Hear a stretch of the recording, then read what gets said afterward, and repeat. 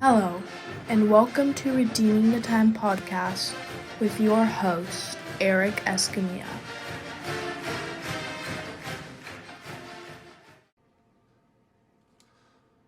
Faye, how are you today? I'm doing great. How are you? I'm not doing too bad. Ladies and gentlemen, we have Faye Barger today with us, and she's going to share a little bit of her story.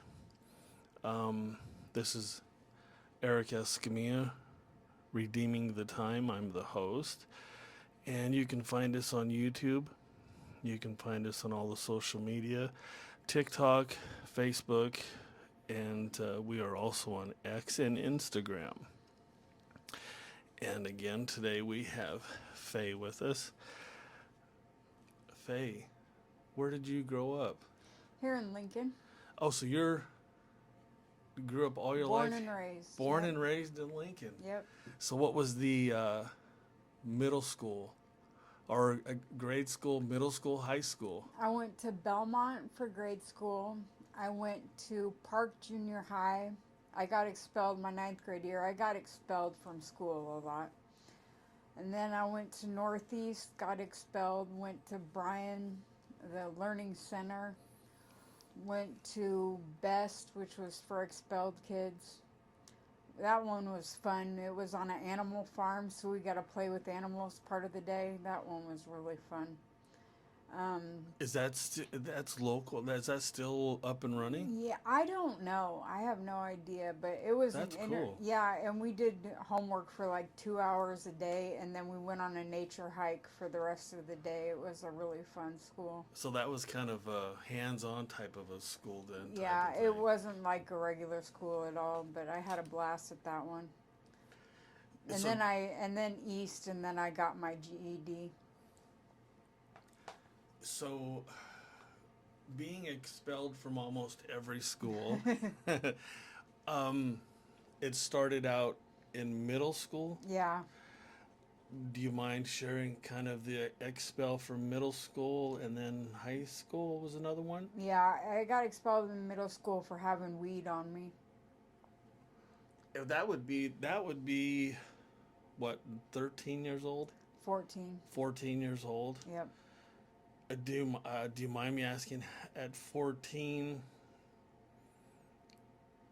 and you're still a lot younger than me, but where would 14-year-old get marijuana? From my friends. Okay. So kind of the whole group was into it. Yep. And how about high school? High school, I got expelled for punching another pitcher. I played fast pitch, soccer, basketball, track, and volleyball. So you were athletic. Yeah, I was super athletic. And I played on elite teams, so I was Really? top-notch athlete. Yeah, Oh, good. Nice to hear. yeah, Yeah. Do you still do you watch sports, like sports? yeah. still? I love sports. Who's your teams? I love the Braves, Okay. and for Spain was my team. They just won the World Cup. Yeah. Um, That was 1-0, wasn't it? yes, And that was up against Argentina, Messi. Argentina and wow. Messi. And Yep. I would have, I did kind of watch a little bit of it. My brother-in-law watches it a lot more. And I kind of thought Messi and Argentina would have probably pulled it off, but If it would have gone to a shootout, they probably would have won, but thankfully we scored. So my nice. youngest daughter lives in Spain. Actually, she was adopted, and her adopted family, the adopted mom is just the nicest lady in the world, and they moved because of Trump. So Spain, wow, that would be awesome to visit. yeah, she though. plays soccer out there too. She plays goalie. Really? Yep. Oh, well, and that would be a big sport there. Yeah. Yeah, nice. So how? Let's start at how would you describe your childhood? Happy. My parents are both musicians. They actually met playing in a band together and fell in love singing a love song, so they're really cute and they really instilled in me a happy childhood. So I got to go hear them band play all the time, which just made for a happy childhood. Oh yeah, that is exciting. That's something different. Yeah. You know. My dad coached me in a lot of my sports, so So did they travel a lot, or was it more local band? more local. They used to travel in the band that they met playing in. They used to travel a lot, but by the time I was born, they were playing locally. Okay. Do you want to share the name of the band?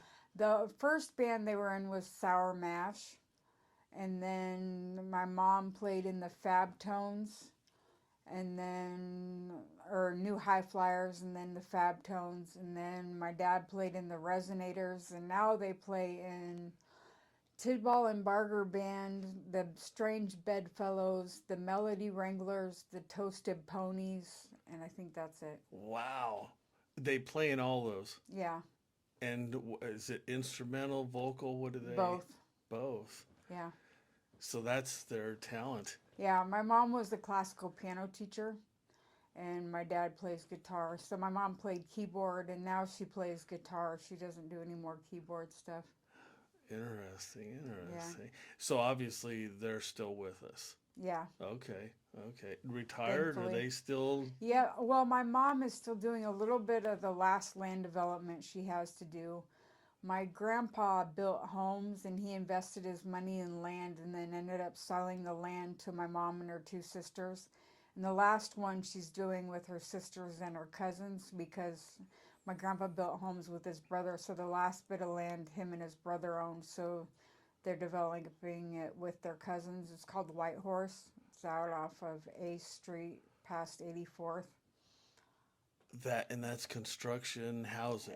They sell the lots. Oh, so land developers? Yeah. Okay, okay. That's So my dad's retired and my mom is getting close to retiring. But she's retired from teaching piano. piano. Yeah. I bet she plays some beautiful piano. Oh yeah, she does. She's really talented.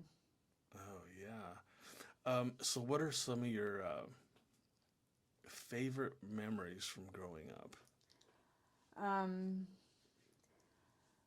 when I won a piano competition, when I was in like second grade, I won a state piano competition. Winning the state soccer tournament, and I scored one of the winning goals in a shootout. Oh, wow, that'd be exciting. Yeah, that was fun. I cried tears of joy. I was so happy. Wow. And so, do you have children yourself? Yeah, I have 6 kids. 6 kids. Yeah, they're all adopted though. And boys, girls? How did? 4 boys and 2 girls. And what led you to adoption and? I just wasn't ready to take care of them. I was ready to have them, but I couldn't take care of them. Yeah, yeah. Wow. And are they all still in Lincoln? No, they're spread out. Okay. My youngest one lives in Spain even, so. Oh, wow. So do you get to visit them or? Yeah, some of them. FaceTime Sometimes. nowadays? My oldest son was raised by my parents, so I get to see him fairly often. Okay, that's nice. Well, 6 kids, that's keeps you busy, doesn't it? Yeah. Did you get them all at younger ages, or what ages did you adopt them? No, they're adopted out. Oh, okay. So yeah, okay. They're all adopted as infants. Oh, wow. Okay, okay. Well, if you don't mind and want to kind of share your story, kind of how things started and how they ended up where you're at. How long sober are you?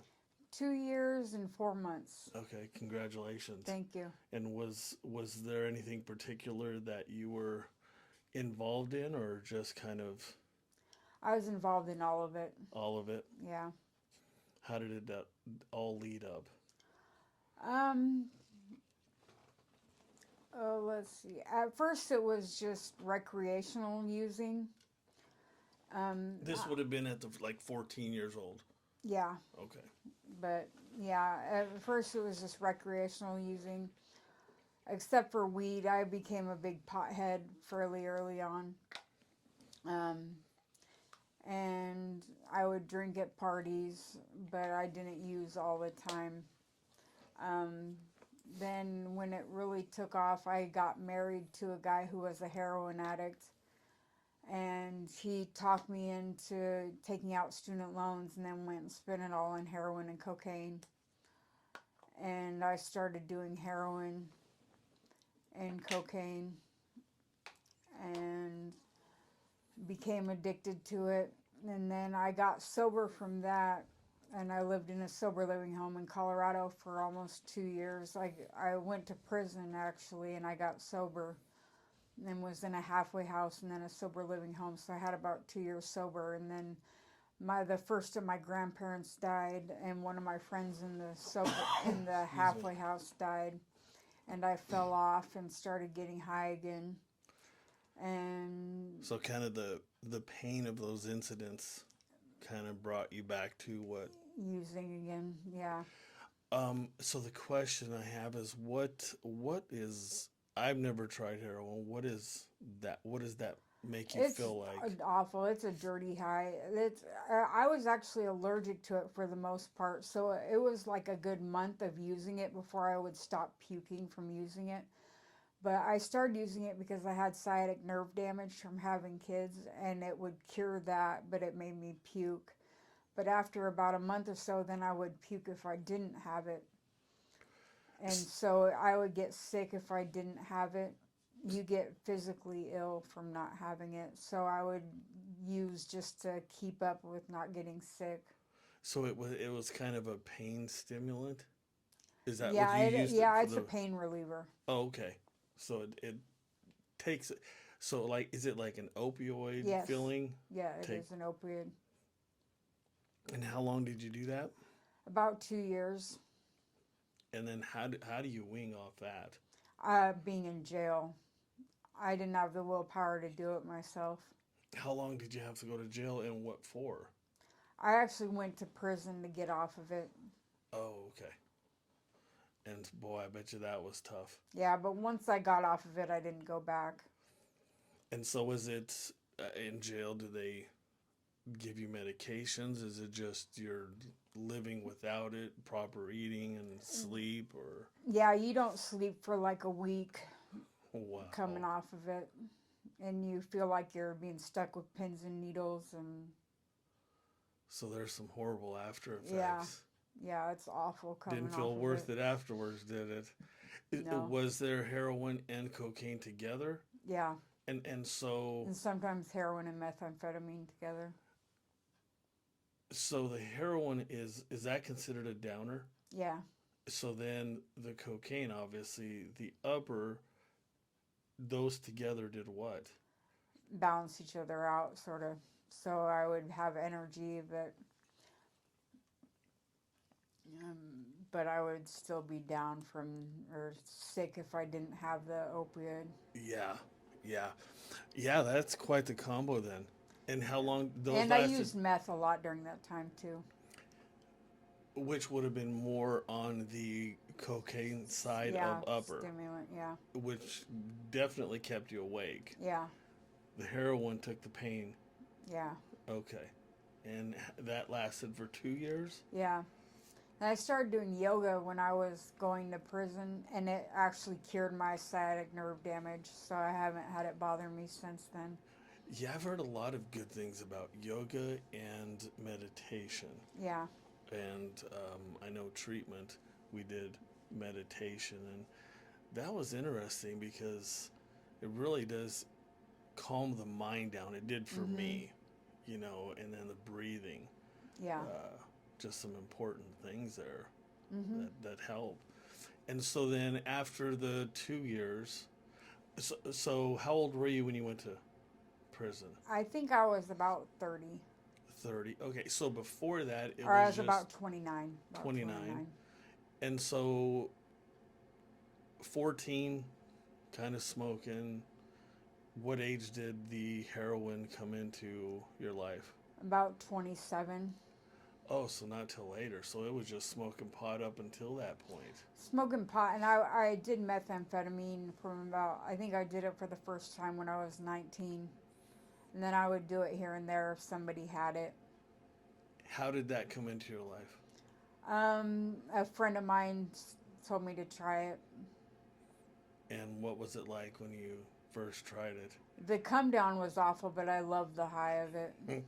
The come down meaning the 2 days of being Yeah, awake, and then just yeah. like, Being all out of sorts and then wanting it. Did you crave it type of a yeah, thing? Oh, you did. yeah, And so then that was just up until about 27.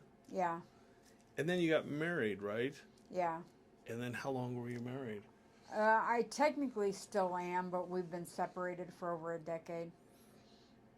And so yeah, that so he was the introduction to heroin. Yeah, And sometimes when I think about heroin, I always think of big cities, yeah. We right? lived in Denver for when we were doing heroin. Oh, okay.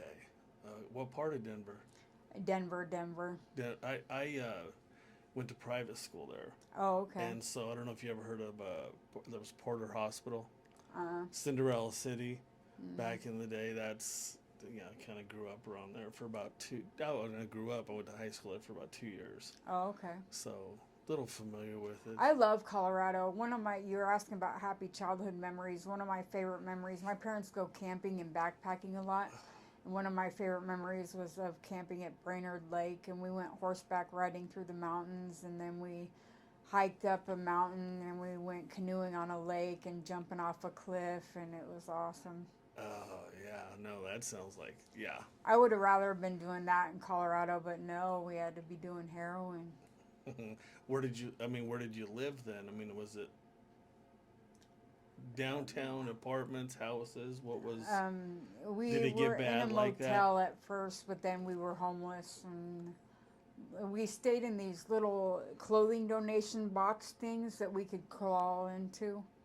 We stayed in those a lot of the time, and then we got tents and stayed in those. Are you talking about like when people go donate clothes, toys, or Yeah, whatever? Those. How did you get in those? crawled in the little flap. They had these ones that looked like schoolhouses, and you could crawl in the flap of them. Really? That's the first. I haven't. Yeah, I heard of that because I've seen those. I think there's still some sitting around Lincoln were donation boxes. yeah, They were for Goodwill at one time. I don't know if they still are. yeah. Um, and so then, as far as how did you get money?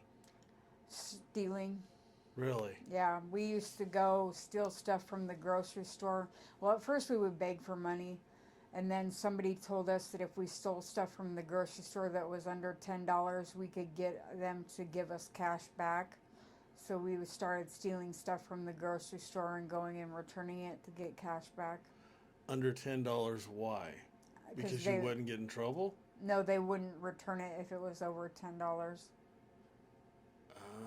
So there was a way, a system that you Yeah. worked out. Okay. And so who would buy it? Just anybody? No, we would steal it. Yeah, but then you would sell it to who? No, we would return it. Oh, okay, got it. Oh, interesting. Back then it was what? That's probably still the 7-Eleven? Or what were the type of stores? Kroger. Oh, Kroger. Okay, okay. Yeah. I think it was Albertsons and 7-Eleven when I lived there. That Yeah. were the popular grocery stores or whatever. Yeah. Interesting. And so then Colorado jail, Yeah, and I was on methadone for a while there too. and methadone is to help. Methadone is worse to come off of than heroin, actually. What does methadone do? It's like methamphetamine is to cocaine. It's like that to heroin.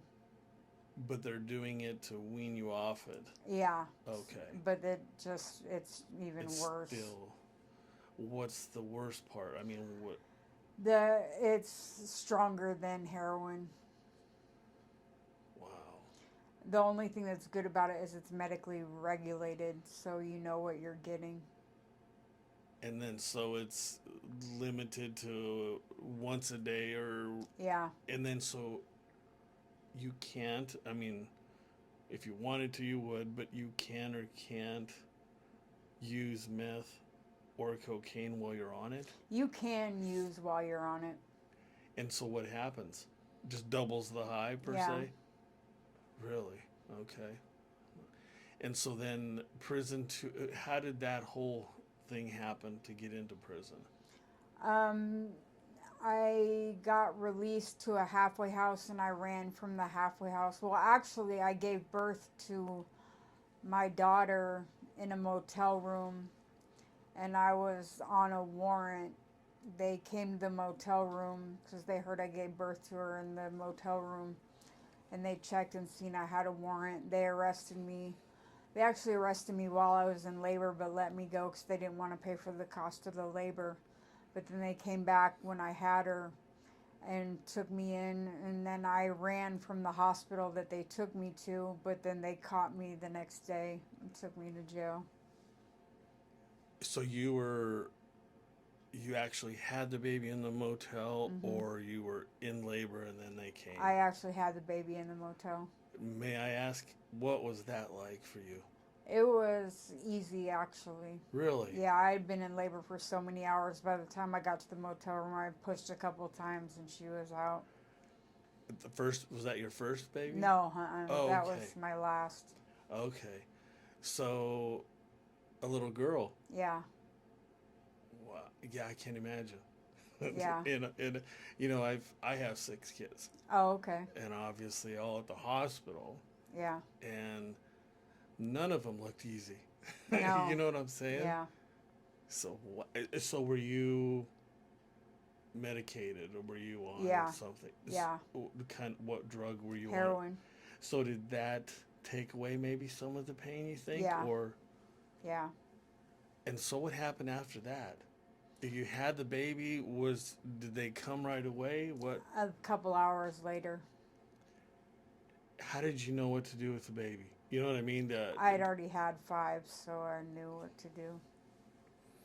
And were you by yourself? Was that No, my husband was there, and the people whose motel room it was were there. okay? So there was somebody around to Yeah. assist or help. Yeah. Wow.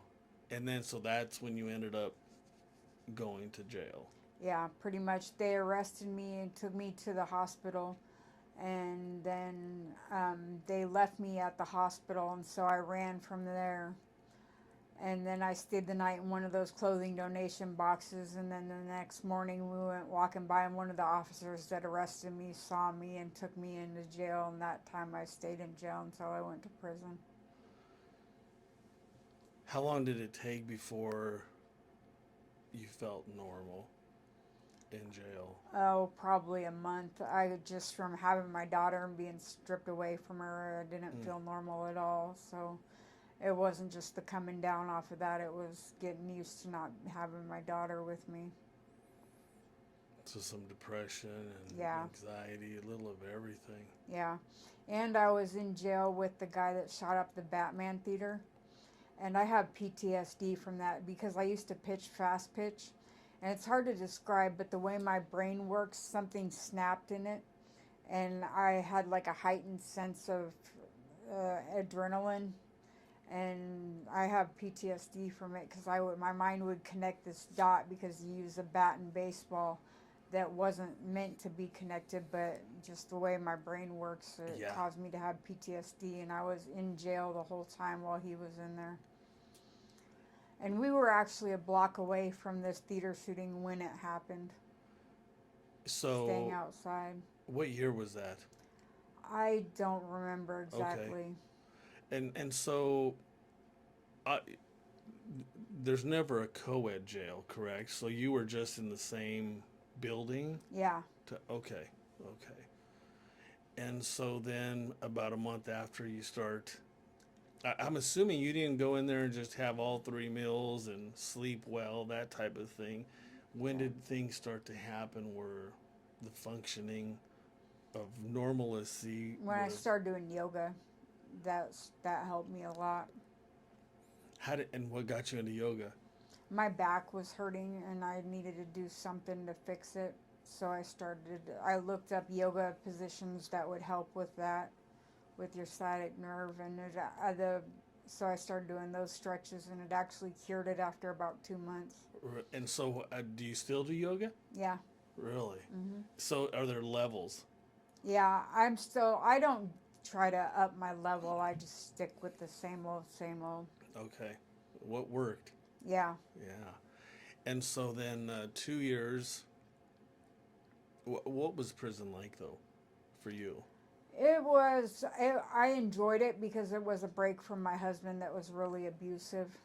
He was severely abusive. He would hit me a lot, and it was nice just getting away from him. So I enjoyed it, even though it's not meant to be enjoyed. But Did they provide education classes on all the situations you were not in? really.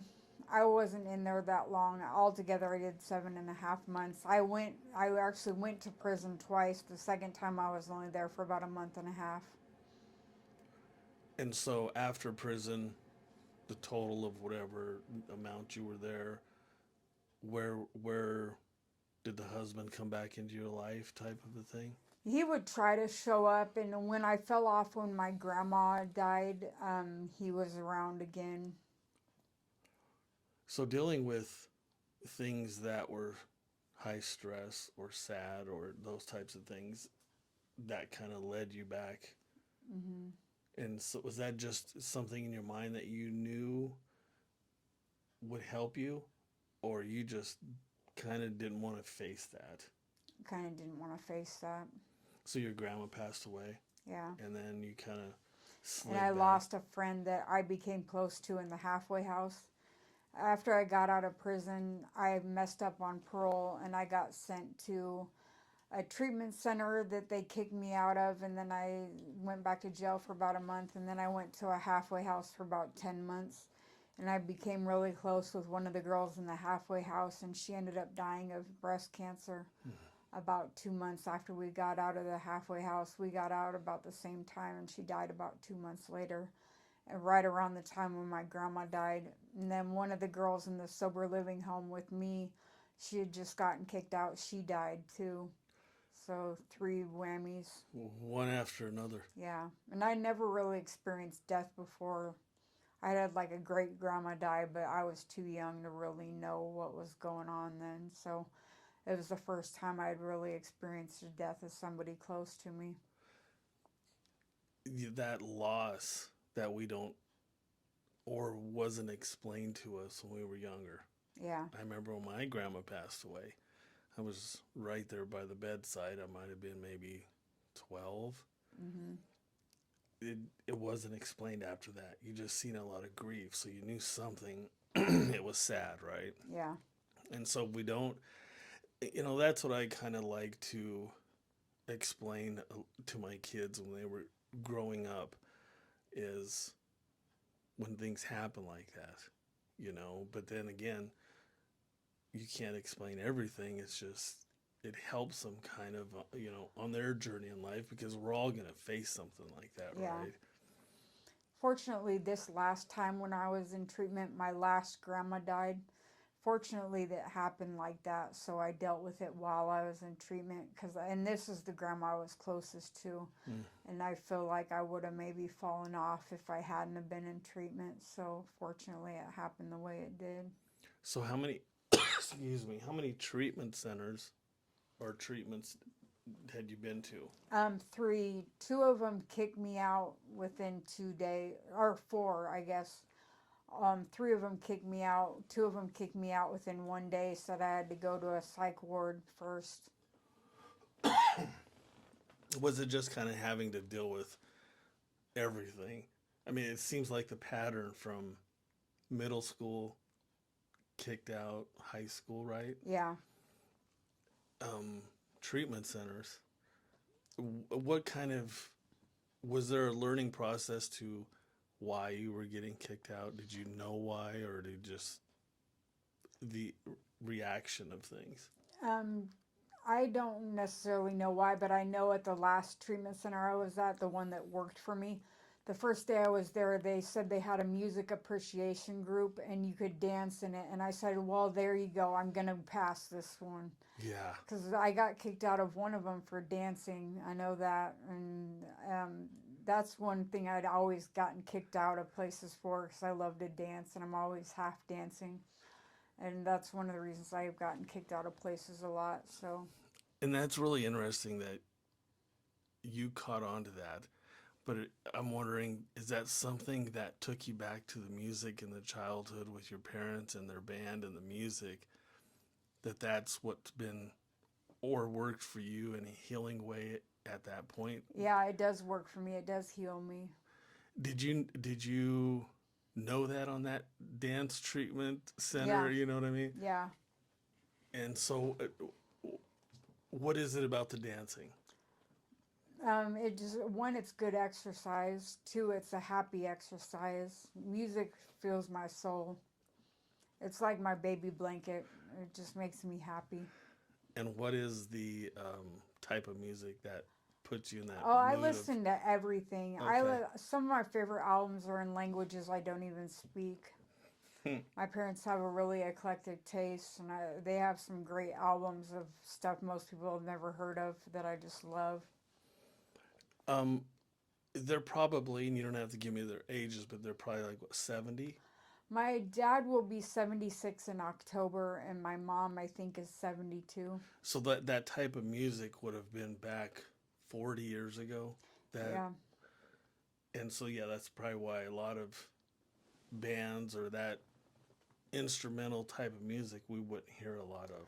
yeah. Well, I listen to rap too. I listen to a huge assortment of stuff. I'll be listening to classical 1 minute and then rap the next minute, and then I don't listen to a lot of new country, but I love old country. Yeah, yeah.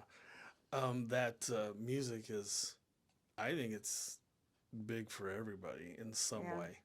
You know, it either takes them back, relaxes them, upbeat, whatever it be. It's music is a pretty powerful instrument. That's why I thought this treatment center I was at, I applaud them for having a music group. I think that's one of the best things you can do in a treatment setting. What did that class look like? Basically, we just went around the room and people could pick a song that they wanted to play for the group, and you could get up and dance if you wanted to. I've never heard of that. I Yeah, mean, the treatment center I went to didn't have that as an option. yeah. Most I haven't heard of it in any treatment center I went to except for this one, and I applaud them for that. That's in Colorado, No, it's in Nebraska City. It's called Mission Field. Michigan, and it's still there. Yep. I wonder if they still have the music. Yeah, I think so. They do. We Wow. actually just got a housemate from Mission Field. I'll ask her if they still have it. Yeah, that's interesting because, And like I she's said, doing great, actually. so She's doing real has a well. good reputation then. Yeah. So then I believe you posted something where your mom and dad were playing music. Mhm. It was like a backyard party or something. Oh yeah. So that song or that type of music, is that their style then? They play a range of music, Okay. but the band, I think you're referring to one that was bluegrass. Okay. Yeah, yeah. That's the Toasted Ponies band that was playing that song. And so these different bands that you have mentioned, they're still part of. Mhm. Do they play around Lincoln? Do they? Yeah, I think Okay. actually they had a band job last night. I'm not sure which band was playing, but yeah, they played last night. My dad's band, the Tidball and Barger band, played not too long ago, like a couple weekends ago. And then my mom and dad are now doing a duet, which is the first duet they've ever done. They've only played like 3 gigs. Well, they played a few more, but they've only played 3 at Crescent Moon, but they're playing in August. I'll invite you if you'd like to come Yeah, I down. was gonna say, let me know. That'd be interesting Yeah, to hear them and meet yeah, them. yeah, I'll totally You invite know. you. So what was that? What do you think it was like for your parents whenever they noticed or things started to escalate toward the addiction? How did they react to all that? Well, my dad is a weird human being. Most musicians have done drugs, and my dad's never done a drug in his life, and he rarely drinks, so he's a very sober person. My mom drinks, but mostly only when she's having a band job. She doesn't usually drink other than that. Um, but they were very frightened. But my dad is the most non-judgmental person too. He doesn't walk around like he's better than people with an addiction, which I think is really cool. Mm-hmm. He's very non-judgmental, so he was more just wanting to get me help and trying to get me out of the situation. So he would have been more on that loving, caring, understanding, Yeah. supportive of trying to My let's mom go here, wanted me to let's go get there. mental health help really bad. She'd been wanting that for me for years. And I finally realized that she's right.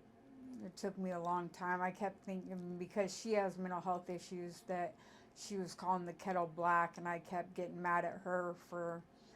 I felt like she was trying to push off on me what she had going on, but in fact, I did have mental health issues I needed to work out. So were there conversations when it was mental health why your mom cared to have or wanted to for herself or not want mental health help? Were there what was that conversation like? It was angry and argumentative a lot Okay. of the time on my part. Stubborn. Yeah. And so when you eventually found mental health help, which you did, right? Mm-hmm. What did that look like for you? I've been doing much better. Oh, Much currently better. still. Yeah, Okay. I'm getting mental health help now, and I've been doing a lot better. And is that because I haven't experienced what that's like? Is that like counseling? Is that journaling? Is that I see a psychotherapist, a psychologist, or a psychiatrist once a month, and and, I take meds. and so may I ask, like, do they take you back to incidents or do they take you kind of from the present? They mostly just prescribe my meds, and I just take my meds. Okay. I've had a lot of counseling and therapy throughout the years, but a lot of times that didn't do much for me. But now I just take my meds. So 2.5 years sober? Yeah, 2 years, 4 months. 2 years, 4 months. So 2 years, 4 months ago, what led you to say, "Oh, I got to change or quit"? When I started using drinking as a crutch, because I'd always been able to control my drinking because I always associated it with going to hear my parents' band play or having a nice meal. I was always able to control my drinking, it was never out of hand. And I started using it as a crutch to try to control my other addictions, which were way out of hand. And I knew I needed help, and I was just using all the time. And I was just. Was it just alcohol or was it a No, mixture? methamphetamine. I was using methamphetamine all the time. So it seems like a lot of what you were using was downer upper, right? Yeah. Did those they just worked or did you notice the imbalance at all at any point in time? They just worked for me. Or I guess I noticed the imbalance too, but. I mean, because like for me, I know that alcohol would have definitely put me in moods of. Oh, I still didn't drink to the point where it would have been alcoholic. I still would drink 1 to 2 beers a day. So it wasn't that I used too much alcohol, but I was using it as a crutch Yeah. to Yeah. deal with my other addiction. So were you at a lot of the concerts or band events? No. Oh, okay. So then after you get out of jail, what were relationships like after that? Or did you have any other relationships besides your After I got out of ex-husband? prison, or. Yeah, after. I went. I I went on parole, and I failed at parole, and they sent me to a treatment center, and I got kicked out of there, and they sent me back to jail, and then I went to a halfway house for 10 months, and I worked at a Goodwill, which was my favorite job I've ever had. They charged by weight, and it was 99 cents a pound, and they just rolled bins out onto the floor, and you had to sort through it, but it was a mix of the stuff that was too expensive because it was really good shit. Yeah. Excuse my language. No, that's fine. And a mix of the really crappy stuff, so you had to dig through it, but it was so much fun, and our customers would shop there all day, every day, and they'd fight each other over stuff, so it was a really humorous job. I loved that job. That was in Denver? Yeah. In Oh. Inglewood is where I worked. Oh, there you go, actually. Inglewood. Yeah, I'm Yeah. familiar with Inglewood. Yeah, and you know what? That doesn't happen nowadays. Yeah. Everything that's good is set a little bit higher priced. Yeah.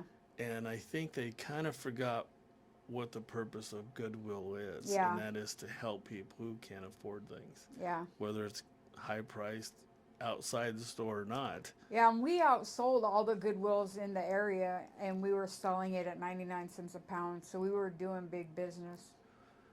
Yeah, you would think. Just curious, how many blouses, how many shirts, how many shorts, what's in a pound? I don't know exactly. I can't Okay. remember. It No, I'm just thinking, well, depended. yeah, that man, 5 shirts for 99 I got a cents. Gucci bag from there one time for $1 or something, and I turned around and sold it for $400. Right. And I think that that's what Goodwill has caught on to. Yeah, Is the there's people people that buying buying those and and then selling it. flipping it and selling Yeah. it. But that shouldn't matter to anybody either way. It was given to them, right? Isn't that a Yeah, donation? exactly. I did it when I was in the halfway house. I would buy stuff at work and then resell it at the halfway house because the girls only had a certain amount of money per week if they were on parole, Yeah. and or if they were in the program I was in. You only got $20 per week, so they couldn't afford a whole lot. And then the girls that were on work release or that were in the not work release, but yeah, work release, those girls would have money and they'd buy from me, and so made a little money to keep in my pocket by doing that. And they still saved money by Yeah, hiring. yeah, Yeah. Well, they got their system down, I guess. yeah. Yeah. So I became a manager at that job, or a shift lead. What was the location on that one? Wasn't there? I remember Colfax. No, it wasn't on Colfax. Okay, this was in Inglewood. Yeah, Oh, okay, okay. Platte River Drive, actually. Platte River Drive. I think it's 3155 Platte River Drive, if I remember And you right. still remember? Yep. It was your favorite job. Yeah. So then, let's 27. What did your 30, 35? What did that kind of look like for you? And then I moved back home after I fell off, and I was homeless again in Colorado, using again, stealing again. Um, and then I moved back home for a short while, and then I moved out to Utah, thinking I was hunting down a threat because my husband was from Utah originally. He grew up in Kozad, but he was from Utah originally. And then this other guy was from Utah that seemed to act like he knew all sorts of stuff about me. And I went out to Utah, and while I was there, the governor had my mom's maiden name and then had my cousin's name from the same grandma. So it was really weird. I don't know what was going on, but it caused me to have a lot of trauma. And I was getting high like every day while I was out there on methamphetamine. Is Utah a well-known place for that, or is that just still really a discreet thing? It was pretty well known in Kozad, or in not Kozad, in Utah. Ogden, where I Oh. was. There's a lot of using in Ogden. It's a beautiful place. It is. Utah is really beautiful. I Yeah. love it there. Yeah, a lot of your water, mountains. Yeah. Lot of nice places out there. Yeah. I've only been there once, and I have a friend who does live there now, but it's really beautiful there. Yeah. And so then that's what ages were you in Utah? I don't know exactly. At 30s though, because it was. I've been back here about 5 years. Oh, okay. So you're new to being back home. Yeah, sort of. Okay. And so Utah, then where did you go?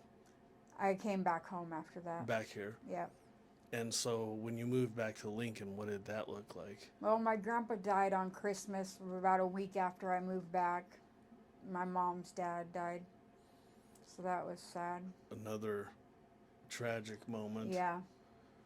And so kind of what is it's happened, it sounds like a lot, but what does death seem to bring out of you that led you to those addictions? It got easier with each death. I think the first one was the hardest with my grandpa. I barely cried, actually, because I was more numb to it by then. Yeah. And that's kind of normal. You know, it seems like you grow and understand Yeah. when bad things happen like that. Excuse me. Do you have brothers and sisters? I have one older sister. She's a half sister, but she's great. She was actually just in town last weekend. Really? She lives in Switzerland. Oh, well, yeah. She Probably has a doesn't get to come home every other month then, huh? no, she has a flat in Omaha that she rents out, and then she stays there and stays at my parents' house when she comes back. So I just got to see her. That And was fun. you said older sister? Yeah, 7 years older. She just Okay. turned 50. Okay. And was addiction ever not No, she drinks, but she drinks socially. okay? All right. What made her move to Switzerland? She married a guy whose family owns a fashion design company in Switzerland. Okay. All right. We really like him. Oh, that's cool. Yeah, that's interesting. Yep. Switzerland. Have you ever gone there? No. No. Will you someday? Probably. Yeah, that would be nice. Yeah. So then you did get caught up back in the addiction here in Lincoln. Yeah. I got sober when I first got back, and then I was at the city mission, and I decided I wanted to get high again and started getting high again. Then I ended up dating a guy who was a dealer, and he would provide me with drugs all the time. Um, At the city mission? yeah. And so the city mission, more for people who would kind of know what that is. I'll let you describe it. I've never been there. I know I've heard of it. I think it's on O Street, correct? Yeah, Westo. It's right off Westo. Westo. What does the city mission do? What did they do for you? They provide you with a bed and housing as long as you get a job, which I got a job. And they take care of Food, okay shelter. and shelter. Okay, okay. And is that a big facility? Yeah, it's fairly good size. Is it okay? Yeah, no. I always see people in that neighborhood. Mm-hmm. But I don't believe I've ever seen the building. But No. I'll have to pay attention to that. So it's off of Westo. Yeah, it's a little bit back, so it'd be more like P. Okay. Like off P Street. And how long were you there? Like maybe 2 months. Oh, and then so that's just till you get on your feet. Yeah. But you But met somebody. actually, I got in a fight with a girl there, and she started hitting and kicking me, but I kicked her once, and they kicked me out. So that's a repeated cycle for you. Yep. And so then you met a gentleman while you were there. Yeah. And then that's kind of what was that like as far as He would provide me with drugs all the time. hard to say no when it's right Yeah. there and someone you're dating. Yeah. And for how long did that last? Oh, maybe 3 months. What happened after that 3 months? My parents got me an apartment, and the guy I was dating would travel for work, but then he'd show up on the weekends and bring me drugs. And after those 3 months, and I decided to walk a whole bunch. I got sober again and decided to walk a whole bunch. I was living at like 13th and Rose, and I would walk to Matt Talbot, the city kitchen, and I would walk clear across town to there. I was going to say that's on 27th. That's Yeah. So that's not a close walk. No, it's not. Good exercise. Yeah. And so you just started walking. Yep. Trying to get myself healthy again, getting in shape. And how did that? I mean, did it work for you? Yeah, it did until one night somebody got me high again, and then I started getting high again, and I started dating somebody else who was getting high, and I started getting high again. And so that went up into your 2 years, 4 months ago. Yeah. And so what? I think I've asked this, but what was the final straw? When I started crying at Christmas, our Christmas function, and had to be taken home early, and I went and got a bottle of tequila and got some drugs, and just sat in my motel room alone, getting high and drunk. Just kind of that's it. Yeah. And what? So 2 years, 4 months. What? Did you go into another treatment center, or did you go into the house? I went to jail first. Oh, okay. and I got sober in jail, and then I went to treatment at Mission Field. Okay. So that's where Mission Field came in, and that's Yep. where the music and dancing, everything Yep. helped from that point. Yep. Excuse me. How does sobriety look for you today? Great. My relationship with my parents is wonderful. My relationship with my sister is wonderful. And my mom and I's relationship was very strained for a lot of years, and today it's very good, which makes me really happy to have her back in my life and be making my dad proud. My dad stuck by me even though it was hard on him, but I know I put him through a lot of sleepless nights, and same with my mom, so it's really nice to have them in my life. I make excuses to go over there all the time. I like hanging out with them. And so, yeah, as parents, seeing that is tough. No Yeah. matter what you see in us or how we react to it, it hurts. Yeah. Right? It's like, what did we do wrong? How come we didn't do this? Should we have done that? And so I'm sure they're Yeah, I'm sure my relieved. mom put herself through that every night. Especially, I have one girl. Especially with a girl, I would think, man, that would just drive me nuts. Yeah. Just not knowing where they're at, what they're doing, are they okay, are they alive? Yeah. So hopefully keep praying that I don't have to Go go through that. through that. Yeah. Yeah. And so as far as the kids, do you get to visit them, see them, or communicate with I've them? communicated with them more. Not all of them, but some of them I've actually been in touch with, and those relationships are good. My friendships with people are sober friendships now. Instead of just whoever's getting high, I'm going to be friends with, or being friends with people that are getting high. And I have a lot of support and then sober support from my friends, which I didn't have before. And that makes a big difference. Yeah. And so, as far as like what you feel currently really benefits you in staying sober, would that be the people that you are around now that are sober, or what's really the key elements for you that help you stay sober? I would say that's one of the main factors. The other one is my relationship with my parents and my sister And do you have any, and my kids. and the kids, Yeah. good reason to stay sober? Yeah. And do you have any form of like faith, or is it Yeah. do you- Not religious, but I Yeah. have faith. higher power? Yeah. Yeah. And that's good. I think that's been a big, I didn't realize it. It's a couple years into my sobriety. I found that was probably something that kept me alive, beneficial. And I try to hold on to that. Yeah, I've always been a believer. Like, my mom was brought up Catholic, and she calls herself a recovering Catholic. And so my grandma, my mom's mom, went to church every Sunday, Catholic church, very strict Catholic. But my mom she calls herself in recovery. So I never was brought up in the Catholic church.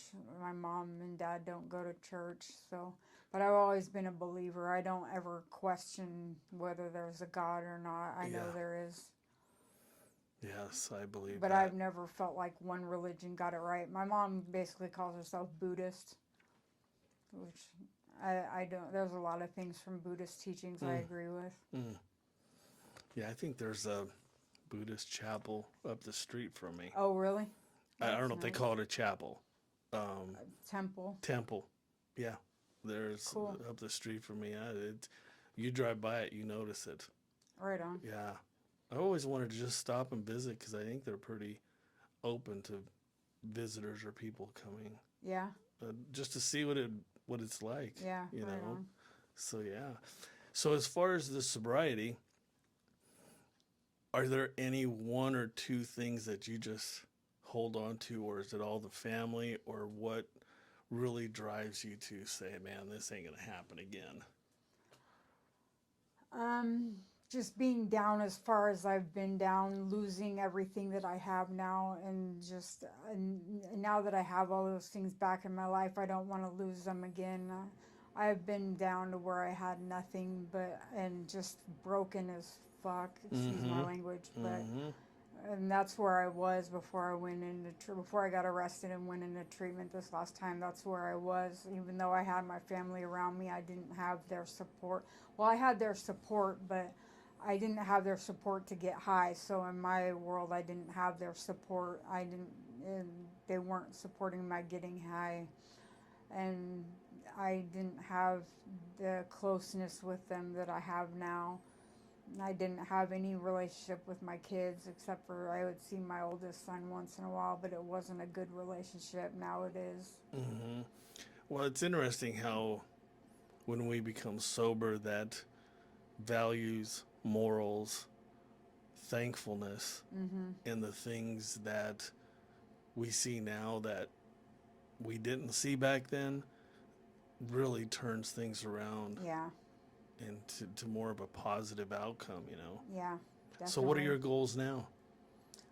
To continue volunteering, I volunteer at Excuse the me. Help Center What help center? at 68th and P Street. What It's is the that? City Mission Distribution Center. Okay. And so what is that? Clothing, food? Clothing and food, except for they haven't been doing food baskets as much, but they do food too. So that kind of goes back to Goodwill and what you enjoy to do. Yeah, It's kind of very it's similar. similar. It's very similar. And that's all voluntary? Yeah, So it's kind of giving back now, huh? yep, And that's kind of what I believe in now is that's the purpose of the podcast also is giving back, yeah, giving people the opportunity to share, and hopefully people see, you know, no matter how bad things got, which for you it was homelessness, yeah, addiction, and now look at you, yeah, right? 2 years, 4 months. yeah. That's excellent. So when's your 3-year date coming up? March 9th. March 9th. Yep. Okay. And so working, what kind of is the 5-year goal? What kind of would you like to see happen with your life?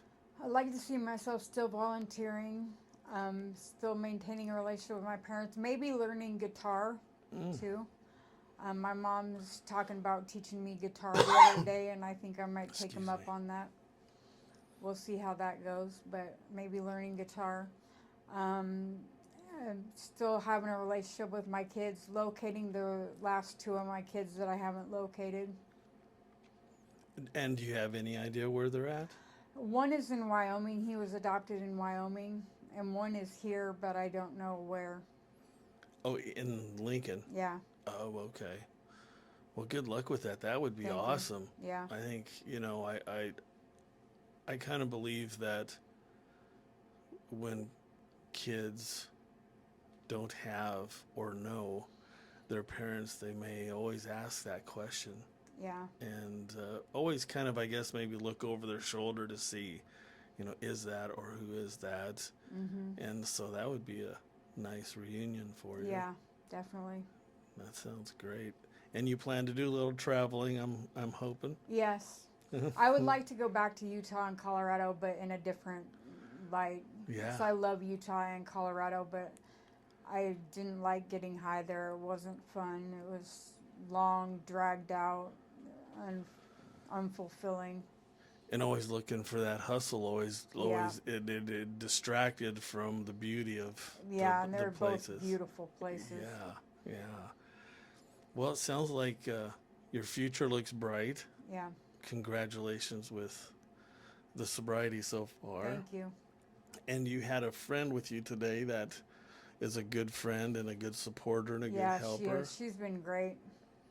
Excellent. We get along great. She played soccer too, so I used to actually play against her club. She's a little bit older than me, so I never actually played her, but I played against her club in league play. And so when you started these sports, what age was that? Kindergarten. Oh, so yeah. So you played for a while. Into high Yeah. school or? I played until I got pregnant with my oldest son. Okay. Okay. And then a little bit after that. Wow. Well, I think we kind of got a good idea of your story, your history. But Yep. what would be something that you would want to share with someone listening about your history, your life, current? Just what would you want to share with somebody, or hopefully that they wouldn't do the same thing? Never turn your back on the music. Always keep the music in your heart and in your soul, and don't forget to dance. Dancing. Yep. What is your favorite? Never let drugs take the place of music. Right? Or your life. Yeah. I mean, that's what it eventually does. Yeah. And sometimes, somehow, you forget everything else and you're always focused on that. Yeah. You know? So, to close out, what is your favorite? I know you listen to everything, but what's like your favorite song or music that you like to dance to?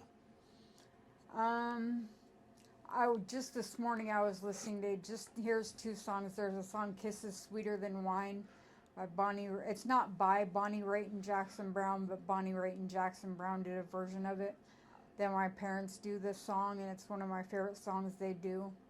And then James Gang, Funk 49, I was listening to this morning too, and I love that song. There's a part where the drums break it down, and it's real funky. I'm going to have to, when I listen to this, write those down. And I love Los Lobos. There isn't hardly Okay. a Los Lobos song I don't like. My parents love Los Lobos too. They've been great, and they do all sorts of genres of music. But they actually produced one of my friend's band's albums too. Chris Nice. Lager Band. I don't know if you've ever heard of them, but they play around here sometimes. I went to high school with Chris. Nice. So Yeah. you're very well versed in the music industry. Yep. I collect a few pictures. Did you notice? Oh, cool. I got some John Lennon, one of his Nice. very few prints, and then I have the Beatles, and all those little cards down there are autographed by each of them. Oh, neat. Yeah, that's pretty cool. The one on the far right, you know who that is? Who? The lady? Janice. Yeah. My dad tries to beat me in music trivia, and I can almost always beat him. Sometimes we get into it. If they had a music trivia show, I would rock that shit. You would rock it. Yeah. I have to start one. Yeah. Get on social media and just start a little trivia game for people. My son pulled up the other day. There was this guitarist, and he did the 50 intros of songs, and my dad started answering them. And so I closed my eyes so I couldn't see the answers and started answering them. And my son kept telling us if we were right, and I beat my dad. You gotta make a bet next time. Yeah. No. Yeah. Well, Faye, it's been a pleasure. Yes, it has. It's- Thank you for having me. This is awesome, and thank you so much for sharing your story. No problem. Thank you for having me. I think people will hear and listen, and I think learn something from it. I hope so. And that's the goal. We are on all social media. The podcast will be on YouTube. I post it on my personal Facebook page, and then Redeeming the Time has a Facebook page, TikTok, Instagram. So we'll post you on everything, Okay. and hopefully we can reach some musicians out there Right on. to give you a challenge on some Trivia. trivia. You're right on. Yeah. So Faye Barger, I really appreciate you coming today. Yeah, thank you for having me. Thank you for telling your story. No problem. Running from truth, running from truth, running from lies. Hey, 32 years, just changed on my mind. Grace showed up, said redeem your time. Fell down hard, but I got back up. Straight at the bottom for a living.